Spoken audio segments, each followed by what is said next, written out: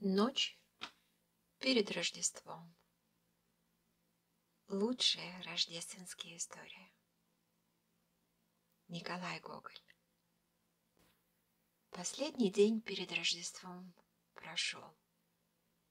Зимняя, ясная ночь наступила. Глянули звезды. Месяц величаво поднялся на небо посвятить добрым людям и всему миру, чтобы всем было весело колядовать и славить Христа. Морозило сильнее, чем с утра, но зато было тихо, что скрип мороза под сапогом слышался за полверсты. Еще ни одна толпа парубков не показывалась под окнами хат. Месяц только один заглядывал в них украдкою, как бы вызывая принарядившихся девушек выбежать скорее на скрипучий снег. Тут, через трубу одной хаты, клубами повалился дым и пошел тучью по небу. И вместе с дымом поднялась ведьма верхом на метле.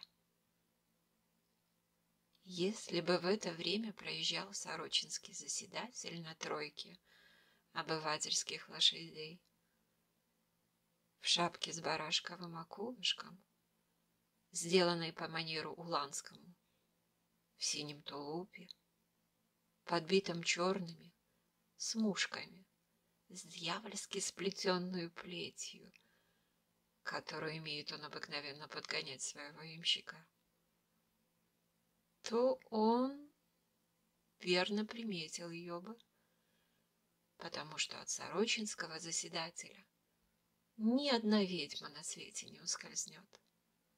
Он знает наперечет, сколько у каждой бабы свинья мечет поросенков и сколько в сундуке лежит полотна, и что именно из своего платья и хозяйства заложит добрый человек в воскресный день в шинке.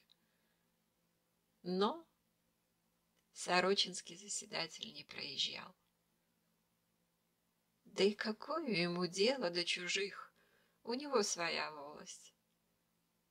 А ведьма между тем поднялась так высоко, что одним только черным пятнышком мелькала сверху. Но где не показывалось пятнышко, там звезды одна за другой пропадали на небе. Скоро ведьма набрала их полный рукав. 3 или 4 еще блестели. Вдруг с другой стороны показалось другое пятнышко. Увеличилось, стало растягиваться, и уже не было пятнышка. Близорукий хотя бы надел на нос вместо очков колеса с комиссаровой брички, и тогда бы не распознал, что это такое. Спереди совершенно немец, узенькая, беспрестанно вертевшаяся и нюхавшая все, что не попадалось, мордочка, оканчивалась, как и у наших свиней, кругленьким пятачком. Ноги были так тонкие, что если бы такие имел ярославский голова, то он бы их переломал в первом же казачке. Но зато сзади он был настоящий губернский встряпчий. В мундире, потому что у него висел хвост, такой острый и длинный, как теперешние мундирные фалды, только разве по козлиной бороде под мордой, да по небольшим рожкам, торчавшим на голове, и что весь он был не менее трубочиста, можно было догадаться, что он не немец и не губернский стряпчий, а просто черт, которому последняя ночь осталось шататься по белому свету и выучивать грехам добрых людей. Завтра же, с первыми колоколами к заутренней, побежит он без оглядки, поджавший в хвост, в свою берлогу. Между тем черт крался потихоньку к месяцу и уже протянул было руку схватить его, но вдруг отдернул ее назад, как бы обжегшись.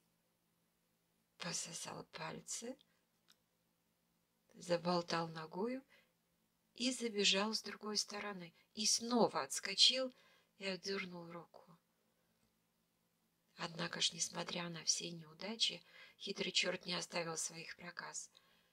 Подбежавший вдруг схватил он обеими руками месяц, кривляясь и дуя, перекидывал его с одной руки в другую, как мужик, доставший голыми руками огонь для своей люльки. Наконец поспешно спрятал в карман и, как будто ни в чем не бывал, побежал далее. В Диканьке никто не слышал, как черт украл месяц. Правда, волосной писарь, выходя на четвереньках из шинка, видел, что месяц ни с того ни с сего танцевал на небе, и уверял с божбою в том все село. Но миряне даже подымали его на смех. Ну какая же причина решиться черту на такое беззаконное дело? А вот какая! Он знал, что богатый казак Чуб приглашен дьяком на кутью, где будут голова, приехавшей из архиерейской певчей, родич дьяка, в синем сюртуке, бравший с самого низкого баса, казак Свербыгус и еще кое-кто. Кроме кутьи будет варенуха, перегонная на шафран водка и много всякого съестного. А между тем его дочка, красавица на всем селе, останется дома. А к дочке, наверное, придет кузнец, силач и детина хоть куда, который черту был противнее проповеди отца Кондрата. В досужее отдел время кузнец занимался маленованием и слышал лучшим живописцем во всем околотке. Сам же тогда здравствовавший сотник Элко вызывал его нарочно в Полтаву выкрасить дощатый забор около его дома. Все миски, из которых диканьские казаки хлебали борщ, были размалеваны кузнецом. Кузнец был боягобоязливый человек и писал часто образа святых. И теперь еще можно найти его в церкви евангелиста Луку. Но торжеством его была одна картина, намалеванная на церковной стене в правом притворе, в которой он изобразил святого Петра в день страшного суда, с ключами в руках, изгонявшего из ада злого духа. Испуганный черт метался во все стороны, предчувствуя свою погибель, а заключенные, прежде грешники, били и гоняли его кнутами, поленами и всем, чем не попало. В то время, когда живописец трудился над этой картиной и писал ее на большой деревянной доске, черт всеми силами старался мешать ему. Толкал невидимо под руку, подымал из горнила в кузнице золу и обсыпал ею картину. Но, несмотря на нее, работа была кончена. Доска внесена в церковь и вделана в стену притвора. И с той поры черт поклялся мстить кузнецу. Одна только ночь оставалась ему шататься на белом свете. Но эту ночь он выискивал чем-нибудь выместить на кузнеце свою злобу. И для этого решился украсть месяц, с той надеждой, что старый Чуб ленив и нелегок на подъем. К дьяку уже от избы не так близко, дорога шла из поя село, мимо мельниц, мимо кладбища и огибала овраг. Еще при месячной ночи варенуха и водка, настоянная на шафран, могла бы заманить Чуба, но в такую темноту вряд ли удалось бы кому стащить его с печки и вызвать из хаты. А кузнец, который был издавна не в ладах с ним, причем ни на что не отважился идти к дочке, несмотря на свою силу. Таким образом, как только черт спрятал в карман свой месяц, вдруг по всему миру сделалось так темно, что не всякий бы нашел дорогу к шинку, не только к дьяку. Ведьма, увидевши себя вдруг в темноте, вскрикнула. Тут черт, подъехавший мелким бесом, подхватил ее под руку и пустился нашептывать на ухо то самое, что обыкновенно нашептывают всему женскому роду. Чудно устроено на нашем свете. Все, что не живет в нем, все силится перенимать и передразнивать один другого. Прежде бывало в Миргороде один судья да городничий хаживали зимой в крутых сукном тулупом, и все мелкое чиновничество носило просто нагольный. Теперь же и заседатель, и подкоморье отсмолили себе новые шубы из решетиловских смушек с суконную покрышкой. Канцелярист и волосной писарь третьего года взяли синие китайки по 6 гривен аршин. Пономарь сделал себе на лето нанковые шаровары и жилет из полосатого горуза. Словом, все лезет в люди. Когда эти люди не будут суетны, можно побиться об заклад, что многим покажется удивительно видеть черта, пустившего к себе туда же. Досаднее всего то, что он верно воображает себя красавцем, между тем, как фигура взглянуть совестно. Рожа, как говорит Фома Григорьевич, мерзость мерзостью. Однако ж и он стоит любовной куры. Но на небе и под небом так сделалось темно, что ничего нельзя было увидеть, что происходило далее между ними. — Так ты, кум, еще не был у дьяка в новой хате, — говорил казак Чуб, выходя из дверей своей избы суховатому, высокому в коробком тулупе мужику с обросшей бородою, показавшую, что уже более 2 недель он не прикасался к ней. Брился он обломком косы, которой обыкновенно мужики бреют свою бороду за неимением бритвы. — Там теперь будет добрая попойка, — продолжал Чуб, осклабив при этом свое лицо. — Как бы только нам не опоздать. При сём Чуб поправил свой пояс, перехватывавший плотно его тулуп, нахлобучил крепче свою шапку, стиснул в руки кнут, страх и грозу докучливых собак, но, взглянув вверх, остановился. — Что за дьявол? Смотри, смотри по нас! — Что? — произнес кум и поднял свою голову также вверх. — Как что? Месяца нет. — Что за пропасть? В самом деле нет месяца. — То-то, что нет, — выговорил Чуб с некоторой досадой на неизменное равнодушие кума. — Тебе, ну, небось, и нужды нет. — А что мне делать? — Надобно ж было, — продолжал Чуб, утирая рукавом усы, какому-то дьяволу, чтоб ему не довелось собаке поутру рюмку водки выпить, вмешаться. Право, как будто насмех. Нарочно сидевший в хате глядел в окно. Ночь.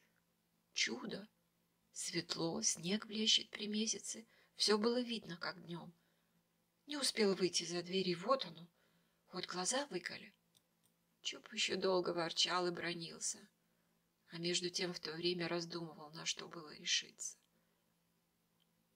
Ему до смерти хотелось покалякать о всяком вздоре у дьяка, где без всякого сомнения сидел уже и голова, и приезжий бас, и дегтярь Микита, ездивший через каждые 2 недели в Полтаву на торги, и отпускавшись такие шутки, что все миряне брались за животы со смеху. Уже видел Чуб мысленно стоявшую на столе варенуху. Все было заманчиво. Правда? Но темнота ночи напомнила ему о той лени, которая так мила всем казакам. Ах, как бы хорошо лежать теперь, поджавши под себя ноги, на лежанке, курить спокойно люльку и слушать сквозь упоительную дремоту колядки и песни веселых парубков и девушек, толпящихся кучами под окнами. Он бы без всякого сомнения решился на последнее, если бы был один. Но теперь обоим не так скучно и страшно идти темную ночью, да и не хотелось таки показываться перед другими ленивым или трусливым. Окончивши побранки, обратился он снова к куму. — Так нет, кум месяца? — Нет. — Чудно, право? А дай понюхать табаку, у тебя, кум, славный табак. Где ты берешь-то его? — Кой черт славный, — отвечал кум, закрывая бирюзовую тавлинку исколотую азурами. — Старая курица не чихнет. — Я помню, — продолжал все так же Чуб, — мне покойный шинкарь Зазуля раз привез табаку из Нежина. Эх, табак был, добрый табак был. Да что же, кум, как нам быть, ведь темно на дворе. — Так, пожалуй, останемся дома, — произнес кум, ухватясь за ручку двери. Если бы кум не сказал этого, то Чуб верно бы решился остаться, но теперь его как будто дергало что-то идти наперекор. — Нет, кум, пойдем. Нельзя. Нужно идти. Сказавши это, он уже и досадовал на себя, что сказал. Ему было очень неприятно тащиться в такую ночь, но его утешало то, что он сам нарочно этого захотел и сделал таки не так, как ему советовали. Кум, не выразив на лице своем ни малейшего движения досады, как человек, которому все равно сидеть ли дома или тащиться из дому, обсмотрелся, почесал палочкой батага свои плечи, и два кума отправились в дорогу. Теперь посмотрим, что делает оставшаяся одна красавица-дочка. Оксане не минуло еще и 17 лет, как и во всем почти свете, так и по ту сторону Диканьки. Только и речей было, что про нее. Парубки гуртом провозгласили, что лучшей девки и не было еще никогда и не будет никогда на селе. Оксана знала и слышала все, что про нее говорили, и была капризна, как красавица. Если бы она находила не в плахте и запаске, а в каком-нибудь капоте, то разогнала бы всех своих девок. Парубки гонялись за нею толпами, но, потерявши терпение, оставляли мало-помалу и обращались к другим, не таким избалованным. Один только кузнец был упрям и не оставлял своего волокитства, несмотря на то, что и с ним поступаемо было ничуть не лучше, как с другими.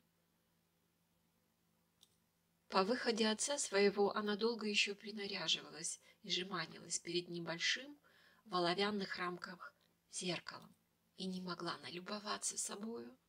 — Что людям вздумалось расславлять, будто я хороша, — говорила она как бы рассеянно, для того только, чтобы о чем-нибудь поболтать с собою. Лгут люди, я совсем не хороша. Но мелькнувшее в зеркале свежее, живое, в детской юности лицо с блестящими черными очами и невыразимо приятная усмешка, прожигавшей душу, вдруг доказала противное. — Разве черные брови и очи мои, — продолжала красавица, не выпуская зеркала, — так хороши, что уже и равных им нет на свете? Что тут хорошего в этом вздернутом кверху носе? И в щеках, и в губах. Будто хороши мои черные косы. Ух, их можно испугаться вечером, они как длинные змеи. Перевились и обвились вокруг моей головы. Я вижу теперь, что я совсем не хороша. И, отдвигая несколько подали от себя зеркало, вскрикнула: «Нет, хороша я! Ах, как хороша! Чудо! Какую радость принесу я тому, кому буду женою! Как будет любоваться мной мой муж! Он не вспомнит себя, он зацелует меня насмерть. Чудная девка, и хвастовства у нее мало. Сейчас стоит, глядя в зеркало, и не наглядится. И еще хвалит себя. Да, парубки, вам ли я чита? Вы поглядите на меня, — продолжала хорошенькая кокетка. Как я плавно выступаю, у меня сорочка шита красным шелком, а какие ленты на голове. Вам век не увидать богаче галуна. Ведь это накупил мне отец мой для того, чтобы на мне женился самый лучший молодец на свете. И, усмехнувшись, поворотилась она в другую сторону и увидела кузнеца. Вскрикнула и сурово остановилась перед ним. Кузнец и руки опустил. Трудно рассказать, что выражало смугловатое лицо чудной девушки. И суровость в нем была видна, и сквозь суровость какая-то издевка над смутившимся кузнецом. И едва заметная краска досады тонко разливалась по лицу. И все это так смешалось, и так было невообразимо хорошо, что расцеловать бы ее миллион раз. Вот и все, что можно было сделать тогда наилучшего. «Зачем ты пришел сюда? Разве не хочется, чтоб я тебя выгнала за дверь лопатою? Вы все мастера подъезжать к нам. Вмиг пронюхаете, когда отцов нет дома. О, я знаю вас. А что, сундук мой готов?» «Будет готов, мое серденько, после праздника будет готов. Если б ты знала, сколько возился я около него, 2 ночи не выходил из кузницы. Зато ни у одной поповны не будет такого сундука. Железо на оковку положил такое, какого не клал на сотниковую тарантайку, когда ходил на работу в Полтаву. Ах, как он будет расписан! Хоть бы весь околоток выходи своими беленькими ножками. Не найдешь такого. По всему полю будут раскиданы красные и синие цветы. Гореть будет, как жар. Не сердись же на меня. Позволь хоть поговорить, хоть поглядеть на тебя. Кто ж тебе запрещает? Говори и гляди». Тут села она на лавку и снова взглянула в зеркало и стала поправлять на голове свои косы. Взглянула на шею, на новую сорочку, вышитую шелком, и тонкое чувство самоудовольствия выразилось на устах, на свежих ланитах и осветилось в очах. «Позволь мне сесть возле тебя», — сказал кузнец. «Садись», — проговорила Оксана, сохраняя в устах и в довольных очах то же самое чувство. «Чудная, ненаглядная Оксана, позволь поцеловать тебя», — произнес ободренный кузнец и прижал ее к себе, в намерении схватить поцелуй. Но Оксана отклонила свои щеки, находявшиеся уже на неприметном расстоянии от губ кузнеца, и оттолкнула его. «Чего ж тебе еще хочется?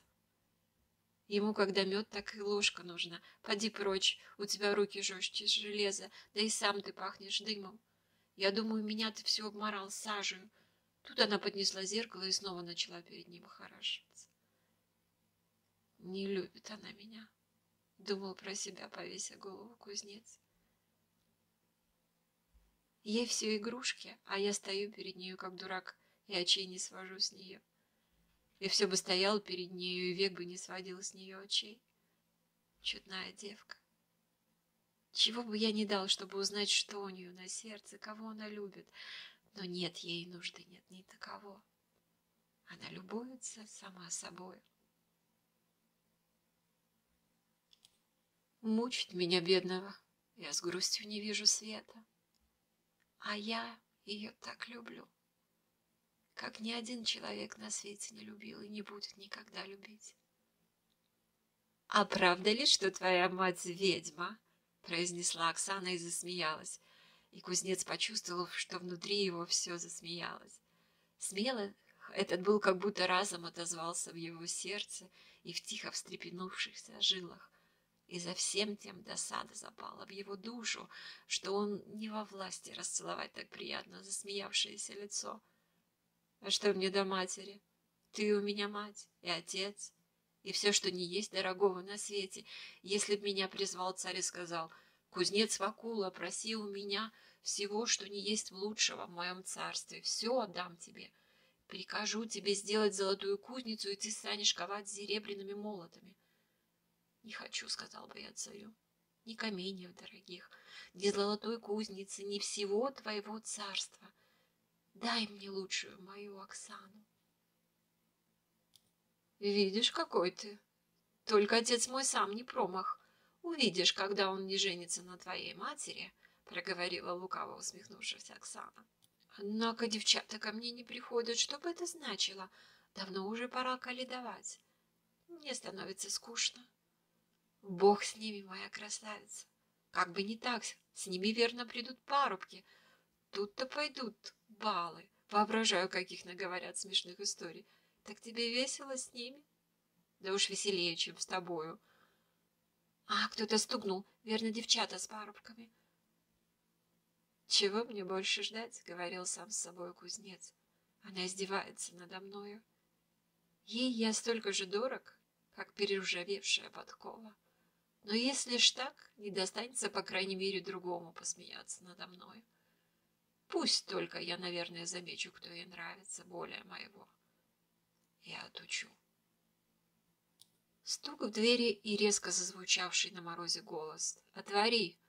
прервал его размышления. «Постой-ка, я сам отворю», — сказал кузнец и вышел в сени, в намерении отломать с досады бока первому попавшемуся человеку. Мороз увеличился, и вверху так сделалось холодно, что черт перепрыгивал с одного копытца на другое и дул себе в кулак, желая сколько-нибудь отогреть мерзнувшие руки. Не мудрено, однако же, смерзнуть тому, кто толкался от утра до утра в аду, где, как известно, не так холодно, как у нас зимою, и где, надевший колпак и ставший перед очагом, будто в самом деле Кукминстер, поджаривал он грешников с таким удовольствием, с каким обыкновенно баба жарит на Рождество колбасу. Ведьма сама почувствовала, что холодно, несмотря на то, что была тепло одета, и потому, поднявши руки кверху, отставила ногу и, приведши себя в такое положение, как человек, девший на коньках, не сдвинувшись ни одним суставом, спустилась по воздуху, будто по ледяной покатой горе, и прямо в трубу. Черт таким же порядком отправился вслед за нею.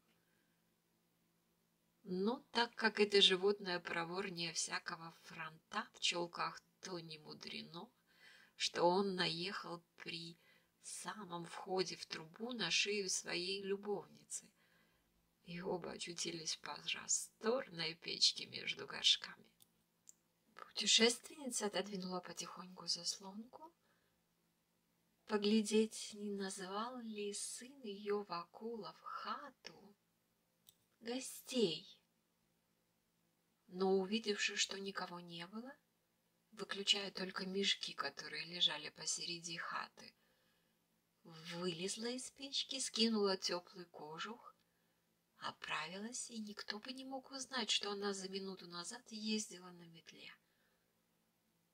Мать кузнеца Вакулы имела отроду не больше 40 лет. Она была не хороша, не дурна собою. Трудно и быть хорошей в такие года. Однако ж она так умела причаровать к себе самых степенных казаков, которым не мешает, между прочим, заметить, мало было нужно до красоты, что к ней хаживал и голова, и дьяк Осип Никифорович, конечно, если дьячихи не было дома, и казак Корничуб, и казак Касьян Свербыгус, и, к чести ее сказать, она умела искусно обходиться с ними. Ни одному из них и в ум не приходило, что у него есть соперник. Шел ли набожный мужик или дворянин, как называют себя казаки, одетый в кабиняк с витфлагою, в воскресенье в церковь, или, если дурная погода, в шинок, как не зайти к Солохе, не поесть жирный со сметаной вареников и не поболтать в теплой избе с говорливой и угодливой хозяйкой.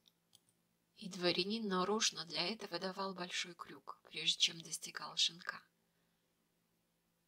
И называл это заходить по дороге. А пойдет ли, бывало, Солоха в праздник в церковь, надевший яркую плахту с китайчаную запаскою, а сверх ее синюю юбку, на которой нашиты были золотые усы, и станет прямо близ правого крыла носа, тот дьяк уже верно закашливался и прищуривал невольно в ту сторону глаза. Голова гладил усы, заматывал за ухо осиделец и говорил стоящему близому соседу: «Добрая баба, черт баба». Солоха кланялась каждому, и каждый думал, что она кланяется ему одному. Но охотник мешаться в чужие дела тотчас бы заметил, что Солоха была приветливее всего с казаком Чубом. Чуб был вдов. 8 скирт хлеба всегда стояли перед его хатой. 2 пары дюжих валов всякий раз высовывали свои головы из плетеного сарая на улицу и мычали, когда завидовали шедшую куму, корову или дядю толстого быка. Бородатый козел сбирался на самую крышу и дребезжал оттуда резким голосом, как городничий, дразня выступающих по двору индеек и оборачиваясь задом, когда закидывал своих неприятелей, мальчишек, издевавшихся над его бородою. В сундуках у Чуба водилось много полотна, жубанов и старинных кундушей с золотыми галунами. Покойная жена была щеголиха. В огороде, кроме маку, капусты, подсолнечников, засевалось еще каждый год 2 нивы топаку. Все это Солоха находила не лишним присоединить к своему хозяйству, заранее размышляя о том, какой оно примет порядок, когда перейдет в ее руки, и удваивала благословность к старому Чубу. А чтобы каким-нибудь образом сын ее Вакула не подъехал к его дочери и не успел прибрать всего себе, тогда бы, наверное, и не допустила ее мешаться ни во что.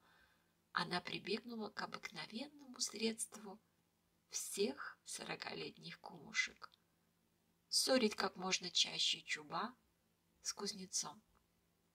Может быть, эти самые хитрости и сметливости ее были виною, что кое-кто начинал поговаривать, особливо старухи, когда выпивали где-нибудь на веселой сходке лишнего, что Солоха точно ведьма.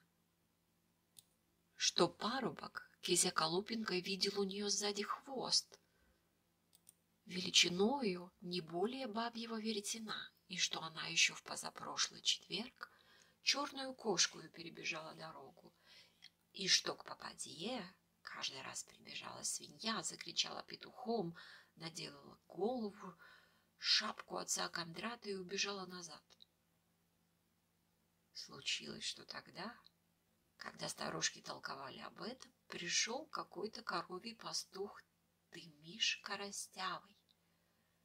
Он не преминул рассказать, как летом перед самой Петровкой, когда он лег спать в хлеву, подмастивший под голову солому, видел собственными глазами, что ведьма с распущенную косою в одной рубашке начала доить коров. А он не мог пошевельнуться, так как был околдован. Подоивши коров, она пришла к нему и помазала его губы чем-то каким-то гадким, что он плевал после того целый день. Но все это что-то сомнительно, потому что один только сорочинский заседатель может увидеть ведьму. И оттого все именитые казаки махали руками, когда слышали такие речи. «Брешут, сучьи баба», бывало обыкновенный ответ их. Вылезши из печки и оправившись, Солоха начала убирать, как добрая хозяйка, и ставить все к своему месту. Но мешков не тронула. Это Вакула принес, пусть сам и вынесет. Черт, между тем, когда еще влетал в трубу, как-то нечаянно оборотившись, увидел Чуба об руку с кумом, уже далеко от избы.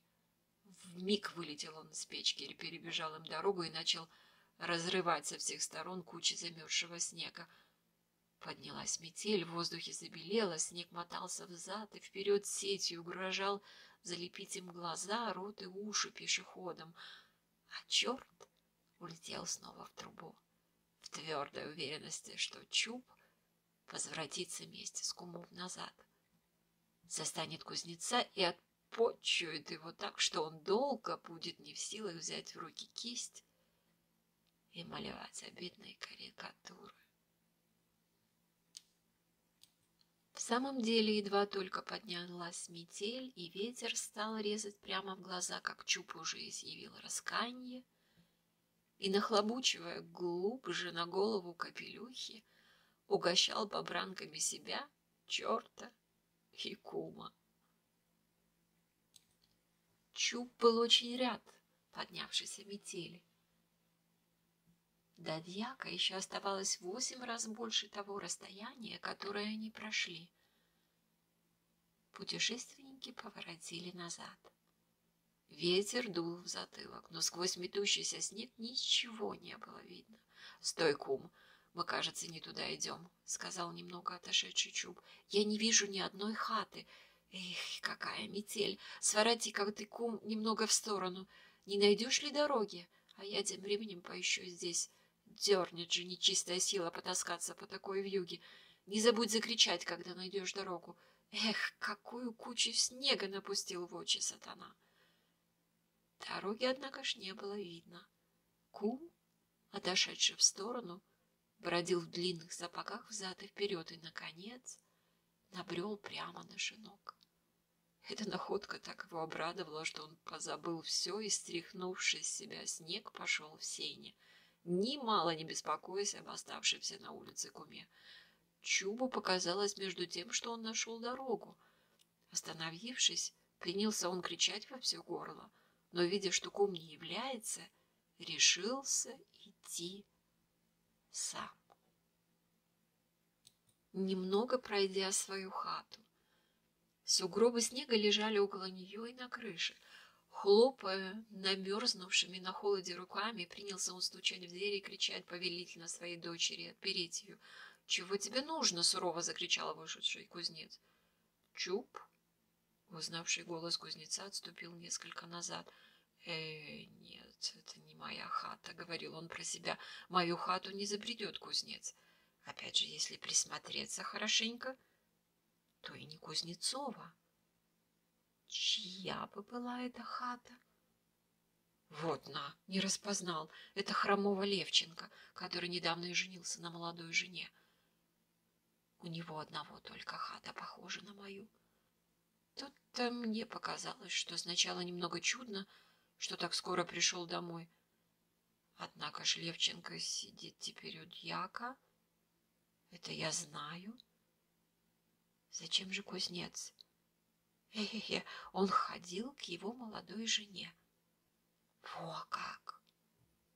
Хорошо, теперь я все понял. Кто ты такой и зачем таскаешься под дверями? Произнес кузнец суровее прежнего, подойдя ближе. Нет, не скажу ему, кто я, подумал Чуб. Чего доброго приколотит проклятый выродок. И, переменив голос, отвечал: это я, человек добрый, пришел вам на забаву поколедовать немного под окнами. — Убирайся к черту со своими колядками! — сердито закричал Вакула. — Что ж ты стоишь? Слышишь? Убирайся сейчас же вон! Чуб сам уже имел это благоразумное намерение, но ему было досадно, и показалось, что принужден слушаться приказаний кузнеца. Казалось, какой-то злой дух толкал его под руку и вынуждал сказать что-нибудь наперекор. — Что ж ты в самом деле так раскричался? — произнес он тем же голосом. — Я хочу колядовать, да и полно. — да ты от слов не отмотешься. Вслед за словами Чуб почувствовал прибольной удар в плечо. — Да вот это ты, как я вижу, начинаешь уже драться, — произнес он, немного отступая. — Пошел, пошел! — кричал кузнец, наградив Чуба другими толчками. — Что ж ты? — произнес Чуб таким голосом, в котором изображалась и боль, и досада, и робость. — Ты, вижу, не в шутку дерешься, и еще больно дерешься. «Пошел, пошел!» — закричал кузнец и захлопнул дверь. «Смотри, как расхрабрился!» — говорил Чуб, оставший один на улице. «Попробуй подойди. Вишь какой! Вот большая цаца. Ты думаешь, я на тебя суда не найду?» «Нет, голубчик, я пойду и пойду прямо к комиссару. Ты у меня будешь знать. Я не посмотрю, что ты кузнец и маляр, однако ж посмотреть на спину и плечи, я думаю, синие пятна есть. Должно быть, больно поколотил вражий сын. Жаль, что холодно, и не хочется скидать кожуха. Ох, постой ты, бесовский кузнец, чтоб черт поколотил и тебя, и твою кузницу. Ты у меня напляшешься. Вишь, проклятый шибеник, однако ж ведь теперь его нет дома. Солоха, думаю, сидит одна. Оно ведь недалеко отсюда. Пойти бы. Время теперь такое, что нас никто не застанет. Может, и того можно будет. Видишь, как больно поколотил проклятый кузнец. Тут Чуб почесал свою спину и отправился в другую сторону. Приятность, ожидавшего его впереди при свидании с Солохою, умаливала немного боль и делала нечувствительный в самый мороз, который трещал по всем улицам, незаглушаемый вьюжным свистом. По временам на лице его, которого бороду и усы метель намылила снегом, проворнее всякого цирюльника, тирански хватавшего за нос свою жертву, показывалась полусладкая мина. Но если бы, однако, снег не скрестил взад и вперед всего перед глазами, то долго еще можно было видеть, как Чуб останавливался, почесывал спину и произносил: «Больно поколотил проклятый кузнец», и снова отправлялся в путь. В то время, когда проворный Франк с хвостом и козлиную бородой улетал из трубы, и потом снова в трубу, висевшая у него на перевязи при боку ладунка, в которую он спрятал украденный месяц, как-то нечаянно зацепившись в печке, растворилась, и месяц, пользуясь этим случаем, вылетел через трубу Солохиной хаты и плавно поднялся под небо. Все осветилось, метели как не бывало. Снег загорелся широким серебряным полем и весь обсыпался хрустальными звездами. Мороз как бы потеплел. Толпы парубков и девушков показались с мешками. Песни зазвенели, и под редкую хату и не толпились колядущие. Чудно пляшет месяц. Трудно рассказать, как хорошо потолкаться в такую ночь между кучей хохочущих и поющих девушек и между парубками, готовыми на все. Шутки и выдумки, какие может только внушить весело смеющаяся ночь. Под плотным кожухом тепло. От мороза еще живее горят щеки. А на шалости сам лукавый подталкивает сзади. Куча девушек с мешками вломились в хату Чуба и окружили Оксану. Крик, хохот, рассказы оглушили кузнеца. Все на перерыв спешали рассказать красавице что-нибудь новое, выгружали мешки и хвастались поляницами, колбасами, варениками, которые успели уже набрать, довольно за свои колядки. Оксана, казалось, была в совершенном удовольствии и радости. Болтала то с той, то с другой и хохотала без умолку, с какой-то досадой и завистью глядел кузнец на эту веселость. И на этот раз проклинал колядки, хотя сам бывал от них без ума. Адарка, — сказала веселая красавица, обратившись к одной из девушек, — у тебя новые черевички? Ах, какие хорошие! И с золотом! Хорошо тебе, Адарка, у тебя есть такой человек, который все тебе покупает, а мне некому достать такие славные черевички. Не дужи, моя ненаглядная Оксана, — подхватил кузнец, — я тебе достану такие черевички, какие редкая паночка носит. Ты сказала скоро и надменно, поглядев на него Оксана. Посмотрю я, где ты достанешь черевички, которые могла бы я надеть на свою ногу. Разве принесешь те, которые носит сама царица? Видишь, каких ты захотела, закричала со смехом девичья толпа. Да, продолжала гордая красавица, будьте все вы свидетельницы. Если кузнец Вакула принесет те самые черевики, которые носит царица, то вот мое слово, что выйду в тот час за него замуж. Девушки увели за собой капризную красавицу. «Смейся, смейся», — говорил кузнец, выходя вслед за ними. «Я сам смеюсь над собою. Думаю, не могу вздумать, куда девался ум мой. Она меня не любит, но Бог с ней. Будто только на всем свете одна Оксана. Слава Богу, девчат много хороших без нее на селе. Да что, Оксана, с нее никогда не будет доброй хозяйки. Она только мастерица рядиться. Нет, полно, пора дурачиться, перестать». Но в то же время, когда кузнец готовился быть решительный, какой-то злой дух проносил пред ним смеющийся образ Оксаны, говорившей насмешливо: «Достань, кузнец, царицыны черевички, выйду за тебя замуж». Все в нем волновалось, и он думал только об одной Оксане. Толпы коледующих, парубки особо, девушки особо спешили с одной улицы на другую, но кузнец шел и ничего не видел, и не участвовал в тех веселостях, которые когда-то любил больше всех.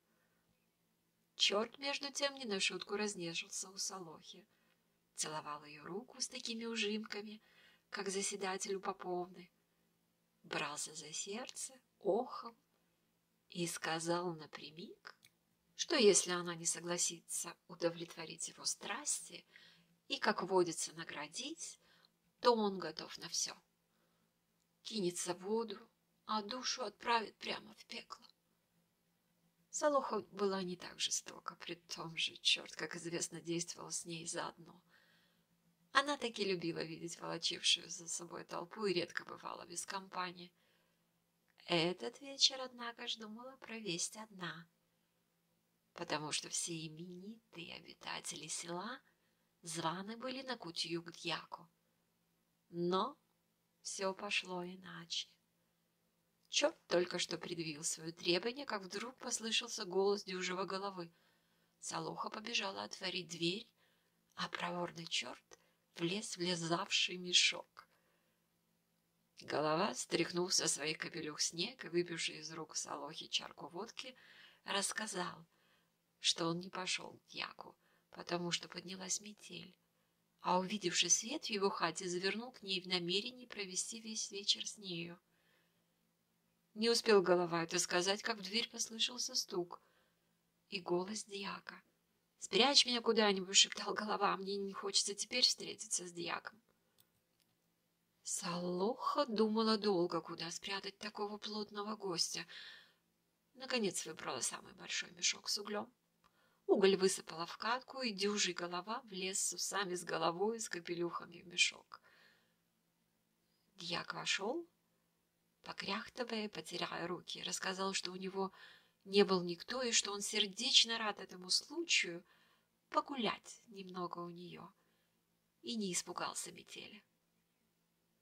Тут он подошел к ней ближе, кашлянул, усмехнулся, дотронулся своими длинными пальцами ее обнаженной полной руки и произнес с таким видом, с которым выказывалось и лукавство, и самодовольствие: «А что это у вас, великолепная Солоха?» И, сказавши это, отскочил он несколько назад. «Как что, рука, Осип Никифорович?» — отвечала Солоха. «Хм, рука?» — произнес сердечно доволен своим началом дьяк и прошелся по комнате. «А что это у вас, дорожайшая Солоха?» — произнес он с таким же видом, приступив к ней снова и схватив ее слегка рукою за шею и таким же порядком отскочив назад. «Будто не видите», — отвечала Солоха, — «шея, а на шее маниста». На шее маниста. И дьяк снова прошелся по комнате, потирая руки. «А это что у вас, несравненная Солоха?» Неизвестно, к чему бы теперь притронулся дьяк своими длинными пальцами, как вдруг послышался в двери стук и голос казака Чуба. «Ах, боже мой!» — стороннее лицо закричало в испуге дьяк. «Что ж теперь, если застанут особо моего звания? Дойдет до отца Кондрата». Но опасения дьяки были другого рода. Он боялся более того, чтобы не узнала его половина, которая без того страшную рукой своей сделала из его толстой косы самую узенькую. «Ради бога, добродетельная Солоха, — говорил он, дрожа всем телом, — ваша доброта, как говорит Писание Луки, глава 3 О, стучаться, ей-богу, стучаться! Спрячьте меня куда-нибудь!»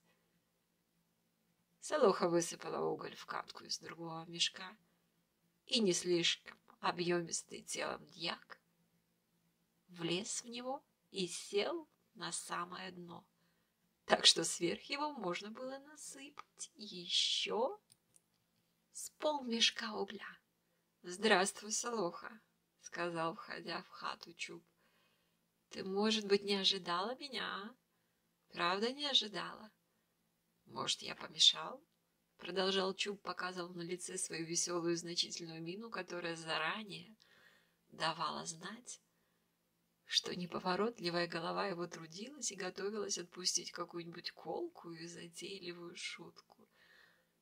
«Может быть, вы тут забавлялись с кем-нибудь?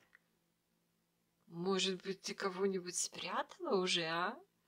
И, восхищенный таким своим замечанием, Чуб засмеялся, внутренне торжествуя, что он один только пользуется благосклонностью Солохи. «Ну, Солоха, дай теперь выпить водки. Я думаю, у меня горло замерзло от этого проклятого морозу. Послал же Бог такую ночь перед Рождеством. Как схватилась, слышишь, Солоха, как схватилась. Как остенели руки, не расстегнул кожуха, как схватилась вьюга. «Отвори!» — и раздался на улице голос, сопровождающий толчком в дверь. «Стучит кто-то», — сказал остановившийся Чуб. «Отвори!» — закричали сильнее прежнего. «Это кузнец», — произнес, схватясь за капелюхи Чуб. «Слышь, Солоха, куда хочешь, девай меня. Я ни за что на свете не захочу показаться этому выродку проклятому, чтобы ему набежало, дьявольскому сыну, под обоими глазами по пузырю в копну величиною». Солоха, испугавшись сама, металась, как угорелая, и, позабывшись, дала знак Чубу лезть в тот самый мешок, в котором сидел уже дьяк. Бедный дьяк не смел даже изъявить кашлем и кряхтением боли, когда сел ему почти на голову тяжелый мужик и поместил свои замерзнувшие на морозе сапоги по обеим сторонам его висков. Кузнец вошел, не говоря ни слова, не снимая шапки, почти повалился на лавку. Заметно было, что он весьма не в духе. В то время, когда Солоха затворяла за ним дверь, кто-то постучался снова. Это был казак Свербегус. Этого уже нельзя было спрятать в мешок, потому что и мешка-то такого нельзя было найти. Он был погрузнее телом самого головы, да и повыше ростом Чубова кума, и потому Солоха вывела его в огород, чтобы выслушать от него все то, что он хотел ей объявить. Кузнец рассеянно оглядывал углы своей хаты, вслушиваясь по временам в далеко разносившиеся песни коледущих. Наконец остановил глаза на мешках. «Зачем тут лежат эти мешки? Их давно было пора убрать отсюда. Через эту глупую любовь я одурел совсем. Завтра праздник, а в хате до сих пор лежит всякая дрянь. Отнести их в кузницу». Тут кузнец присел к огромным мешкам, перевязал их крепче и готовился взвалить себе на плечи. Но заметно было, что его мысли гуляли бог знает где, иначе он бы услышал, как зашипел чуб, когда на голове его прикрутили большую веревку, и дюжий голова начал было икать довольно явственно. «Неужели не выбьется из ума моего эта негодная Оксана?» — говорил кузнец. «Не хочу думать о ней, а все думается. И как нарочно о ней только одной. Отчего это так, что дума против воли лезет в голову? Кой черт, мешки стали как будто тяжелее прежнего. Тут верно положено еще что-нибудь, кроме угля. Дурень я. Я и позабыл, что теперь мне все кажется тяжелее. Прежде бывало, я мог согнуть и разогнуть в одной руке медный пятак и лошадиную подкову. А теперь мешком с углем не подыму. Скоро буду от ветра болеться. Нет, — скричал он, помолчав и ободрившись, — что я за баба? Не дам никому смеяться над собою. Хоть 10 таких мешков, все подыму. И бодро взвалил себе на плечи мешки, которых не понесли бы и 2 дюжих человека. Взять и этот, — продолжал он, подымая маленький, на дне которого лежал, свернувшись, черт. Тут, кажется, я положил инструмент свой, — сказал он это и вышел вон из хаты, насвистывая песню. Меня с жинкой не возиться. Шумнее, шумнее раздавались по улицам песни и крики. Толпы толкавшегося народа были увеличены еще пришедшими из соседних деревень. Парубки шалили и бесились в волю. Часто между колядками слышалась какая-нибудь веселая песня, которую тут же успел сложить кто-нибудь из молодых казаков. То вдруг один из толпы вместо колядки отпускал щедровку и ревел во все горло. «Щедрик, ведрик, дайте вареник, грудочку кашки, кильцы колбаски». Хохот награждал затейника. Маленькие окна подымались, и сухощавая старуха, которая одна только вместе со степенными отцами оставалась в избе, высовывалась из окошка с колбасою в руках или куском пирога. Парубки и девушки на перерыв подставляли мешки и ловили свою добычу. В одном месте парубки, зашедшие со всех сторон, окружали толпу девушек. Шум, крик. Один бросал комом снега, другой вырывал мешок со всякой всячиной. В другом месте девушки ловили парубка, подставляли ему ногу, и он летел вместе с мешком, стремглав на землю. Казалось, всю ночь напролет готовы были провеселиться. И ночь, как нарочно, так роскошно теплилась, и еще белее казался свет месяца от блеска снега. Кузнец остановился со своими мешками. Ему почудилось в толпе девушек голос и тоненький смех Оксаны. Все жилки в нем вздрогнули. Бросивший на землю мешки так, что находившийся на ней дьяк заохал от ушибу, и голова икнул во все горло. Побрел он со своим маленьким мешком на плечах вместе с толпой парубком, шедших следом за девичьей толпой, между которой ему послышался голос Оксаны. Так, это она. Стоит, как царица, и блестит черными очами. Ей рассказывает что-то видный парубок, видно забавное, потому что она смеется. Но она всегда смеется, как будто невольно, сам не понимая как. Протерся кузнец сквозь толпу и стал около нее. — А, Вакула, ты тут? — Здравствуй, — сказала красавица с той же усмешкой, которая чуть не сводила Вакулу с ума. — Ну, много наколедовал? Какой маленький мешок. А черевички, которые носит царица, достал? Достань черевички, выйду замуж. И, засмеявшись, убежала с толпою.